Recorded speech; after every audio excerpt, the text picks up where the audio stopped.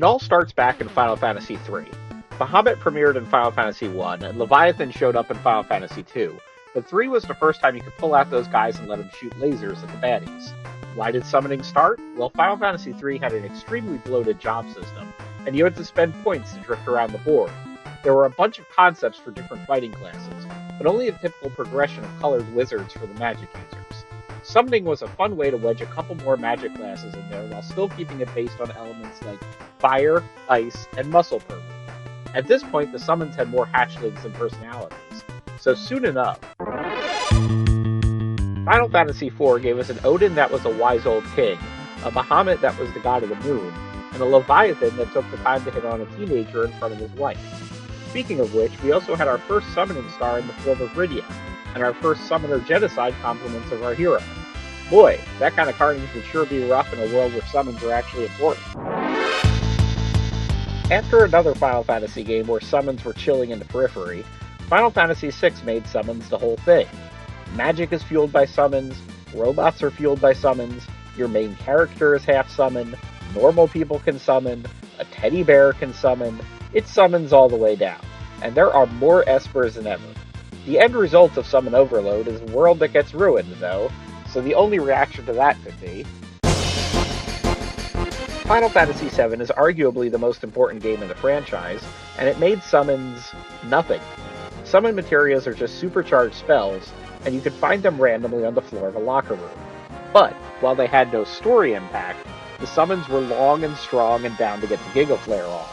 In fact, despite being wholly optional, this would be about where big flashy summons became synonymous with Final Fantasy.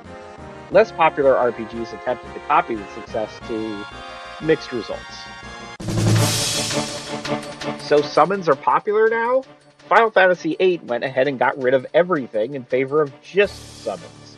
Equipment, summons. Job system, summons. Magic, summons. Card game, summons. Amnesia, summons. Summons? Yeah, you better believe that's a summons, complete with its own minigame. The only thing Final Fantasy VIII doesn't make a summons is the how of summons. You can download them from computers, or meet them in mazes, or steal them from random dudes. But what are Guardian Forces? We just don't know. Final Fantasy IX finally found a way to balance it all out. Destruction. Summons are the most important thing in the world to Dagger, her immediate family, and any towns currently being crushed under Odin's heel, but other party members, like Zenigata and Goku, have bigger things to worry about, so summons don't suck all the air out of them, metaphorically. Eidolons are important to NPC property values, but a player could make it out of Final Fantasy IX without once acknowledging an airship transfer. That would not happen again. After a bunch of games where summons just always were or got randomly promoted, now we have a dedicated origin for the Final Fantasy X Pantheon. Fetching all the Aeons across Spira is your goal, but where do they come from? Pain! Ifrit, Shiva, and all the rest were ordinary dudes and ladies that got bound to being elemental spirits forever. An emphasis on binding, as now a summon can be a wiggling Oedipal complex. No wonder all the summoners eventually quit to become pop stars. What can I do for you? Final Fantasy XII is simultaneously Star Wars and World War II. Nethicite is the bomb, and your summons are Operation Paperclip. The gods of Ivalice are not to be trusted, so you gain the help of espers that actively rebelled against the Ikuria and got fat and green in exile. And look, there is not a Shiva or Ifrit to be found. Just literal bad guys from previous Final Fantasy games. It could not be more obvious that these summons do not have your best interest in heart.